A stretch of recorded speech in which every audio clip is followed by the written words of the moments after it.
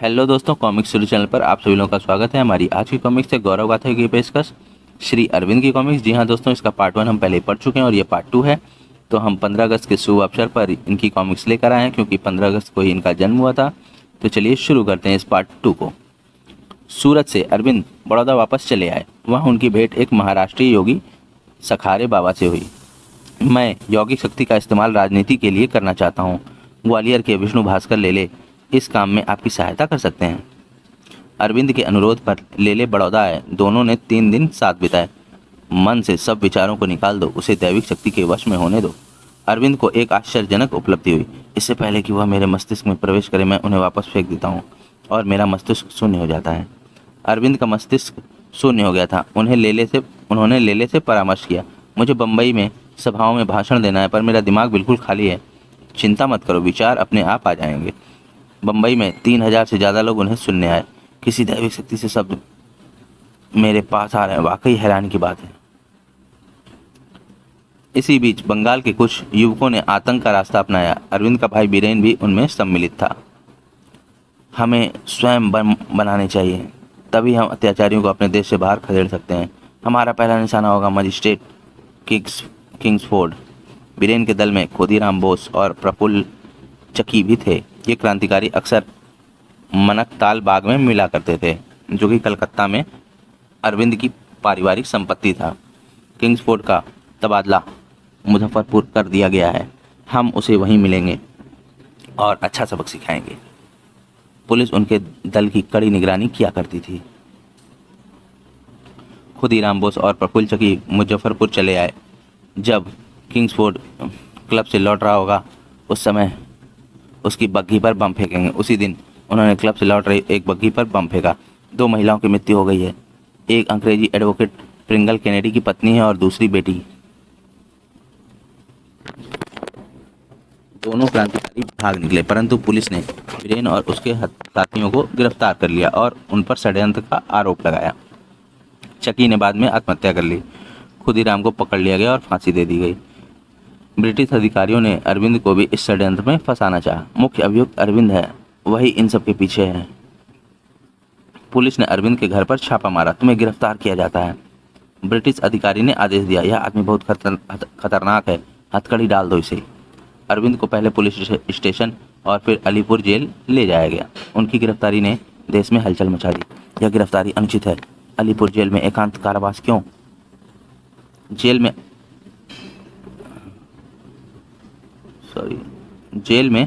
अरविंद ने गीता और उपनिषद पढ़ने के लिए मांगे। मुझे अपने आत्म का परित्याग कर दैविक शक्ति का उपकरण बनना चाहिए। गीता के गंभीर अध्ययन ने उन्हें आध्यात्मिक शक्ति दी और उनका दृष्टिकोण बदल दिया। मुझे गहरी शांति और सब वस्तुओं के प्रति गहरे प्रेम का अनुभव हो रहा है। उन्होंने सर्व ब्रह्म सर्व वासुदेव वह का मंत्र दोहराया और उसे ही सत्य पाया। सब और मुझे कृष्ण ही दिखाई देते हैं। मेरा जेलर भी कृष्ण है और मुझे छाया देने वाला यह वृक्ष भी कृष्ण है। जेल में उनके साथी थे डाकू और दूसरे खतरनाक अपराधी। अरविंद डाकुओं से भी प्रेम पूर्वक बात क्यों करते हैं? वह हर आदमी में कृष्ण देखते हैं, किसी को भी पापी नहीं समझते। वस्तुतः अरविंद सभी प्राणियों को ईश्वरीय समझते थे, यहाँ तक कि कीड़े मकोड़ों को भी। मुझे चींटी में भी कृष्ण दिखाई देते हैं। अद्भुत। इस दौरान ब्रिटिश सरकार ने अरविंद के विरुद्ध मुकदमा चलाने के लिए एक प्रसिद्ध फौजदारी वकील मिस्टर नॉर्टन को नियुक्त किया। सरकार उन्हें बचने का एक भी मौका नहीं देना चाहती। हाँ, नॉर्टन की नियुक्ति के कारण अरविंद के बचने की उम्मीद कम है। अरविंद की बहन सरोजनी देवी ने वकील करने के लिए जनता से चंदा देने की अपील की। देश भर से पैसा मिल रहा है। यह इस बात का प्रमाण है कि देशवासी अपने अरविंद से कितना प्यार करते हैं। एक प्रमुख वकील किया गया, पर महंगा मेहनताना न भर सकने के कारण उसे छोड़ना पड़ा। तब CR दास मुकदमे की निःशुल्क पैरवी के लिए आ गया है। मुझे खुशी है कि आप मेरी सहायता कर रहे हैं। मुकदमे की जांच शुरू हुई। न्यायाधीश महोदय मिस्टर CV बीच क्राफ्ट कैम्ब्रिज में अरविंद के सहपाठी रह चुके थे। देखो, उन्होंने अरविंद को कटघरे में बंद कर दिया है। अंग्रेज उनसे भयभीत हैं। यह ब्रिटिश न्याय की तुच्छता का सबूत है। नॉर्टन ने अरविंद को एक खतरनाक अपराधी के रूप में पेश किया। CR दास उसके जवाब में 8 दिन तक बोले, अगर स्वतंत्रता का आदर्श जनता के सामने रखना अपराध है तो वह दोषी है, अन्यथा नहीं। अरविंद देश प्रेम का कवि है, राष्ट्रीयता का प्रवक्ता है और मानवता का प्रेमी है। मुकदमा चलता रहा, अंततः निर्णय सुनाया गया। मिस्टर अरविंद घोष को षड्यंत्र के अभियोग से मुक्त किया जाता है। जय अरविंद। अरविंद के भाई बीरेन को मृत्युदंड की सजा सुनाई गई, जो बाद में उम्र कैद में बदल दी गई। दूसरे कई व्यक्तियों को भी दोषी ठहराया गया। रिहा होने पर अरविंद ने ईश्वरीय संदेश प्रचारित करने के लिए कर्मयोगी निकालना शुरू किया, पर ब्रिटिश पुलिस छाया की तरह अरविंद के साथ लगी रही। एक दिन निवेदिता बहन ने उनसे कहा, खबर है आप गिरफ्तार कर निर्वासित किए जाने वाले हैं। मैं अपना दृष्टिकोण स्पष्ट करने के लिए देशवासियों के नाम एक खुला पत्र लिखूंगा।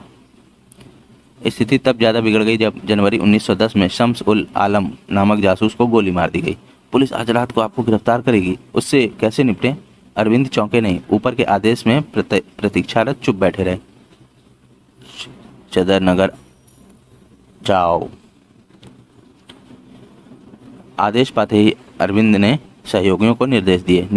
निवेदिता बहन को अखबार का काम संभालने के लिए कहना, मेरे लिए एक नाव का इंतजाम करो, मैं फौरन चंदर नगर के लिए रवाना होना चाहता हूँ। दोस्तों, ये जो स्टार लगा हुआ है यहाँ पे निवेदिता बहन के पास, इसके बारे में थोड़ा सा ब्रीफ है। बहन निवेदिता स्वामी विवेकानंद की आयरिश शिष्या थी। उनका वास्तविक नाम मार्गरेट एलिजाबेथ नोबल था। अरविंद पैदल गंगा घाट गए और वहां से नाव में चंदर नगर के लिए रवाना हो गए। पुलिस उत्तेजित होकर उन्हें ढूंढ रही थी, पर उनका कहीं नामो निशान ना था। तकरीबन 1.5 महीना अरविंद चंदर नगर में रहे।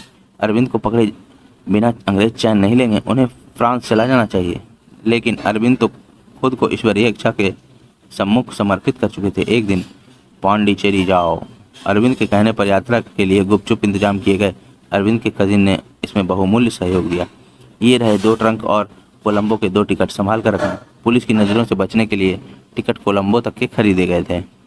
अरविंद ज्योतिन्द्रनाथ मित्र के नाम से अपने एक सहयोगी के साथ समुद्री जहाज से रवाना हुए। जहाज को कलकत्ता होकर पांडिचेरी पहुंचना था। 4 अप्रैल 1910 को श्री अरविंद पांडिचेरी पहुंचे। पांडिचेरी में उस समय कुछ अन्य क्रांतिकारी भी मौजूद थे। इनमें प्रसिद्ध तमिल कवि सुब्रमण्य भारती भी थे। मैंने सुना है कि पांडिचेरी के फ्रांसीसी अधिकारी ब्रिटिश दबाव में आकर सभी राजनीतिक शरणार्थियों को उन्हें वापस सौंपने वाले हैं। हमें कुछ नहीं होगा भारती जी, मैं पांडिचेरी से नहीं जाऊंगा। पांडिचेरी में अरविंद योग के चिंतन मनन में लीन हो गए।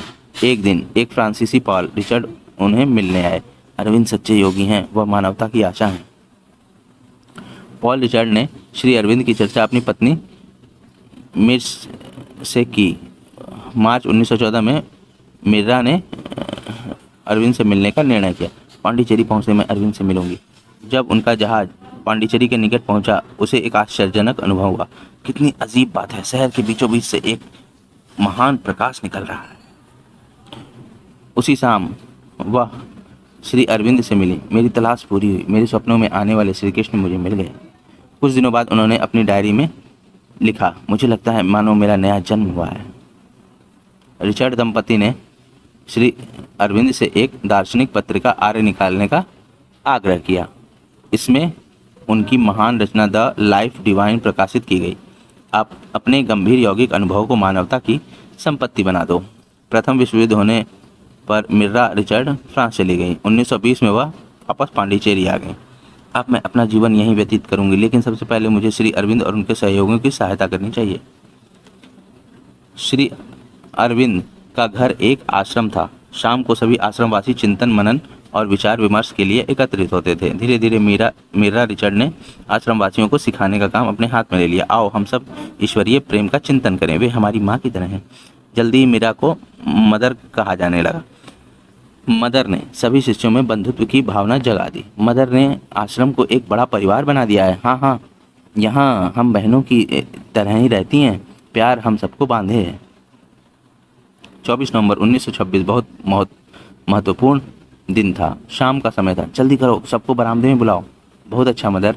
सभी अनुयायी निशब्द मौन थे। उन्होंने एक महान चमत्कार देखा। प्रकाश ही प्रकाश है, जैसे बिजली कौंध गई हो। श्री अरविंद ने अपना स्थान ग्रहण किया। मदर उनकी दाईं ओर स्टूल पर बैठी। मनन प्रार्थना शुरू हुई।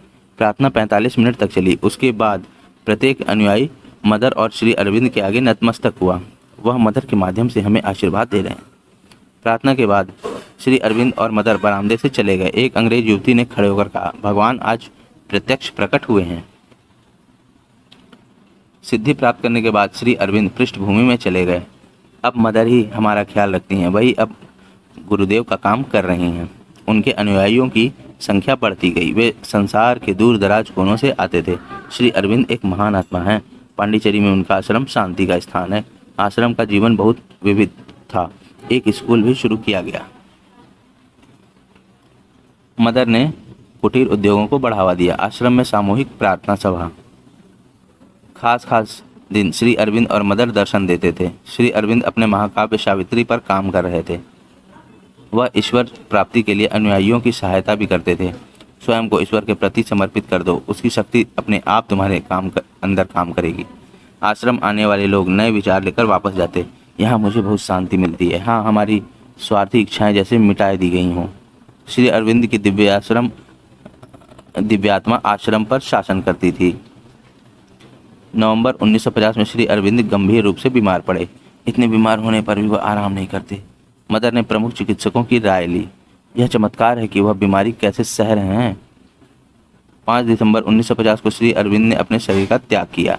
उनकी यौगिक शक्ति के प्रभाव के कारण उनका शरीर 111 घंटों तक वैसा ही कांतिमान रहा। अद्भुत। 9 दिसंबर को आश्रम के प्रांगण में उनकी समाधि बना दी गई। भौतिक शरीर का परित्याग करने के बावजूद उनकी दिव्यात्मा आज भी जीवित है। हजारों लाखों लोग अभी पांडिचेरी के आश्रम में दिव्य शांति और आध्यात्मिक आनंद का अनुभव करते हैं। तो दोस्तों, हमारी ये कॉमिक्स यहीं पर समाप्त होती है। आपको ये कॉमिक्स कैसी लगी हमें कमेंट सेक्शन में जरूर बताएं और हमारे चैनल को सब्सक्राइब करना ना भूलें। मिलते हैं अब अगली कॉमिक्स में। धन्यवाद।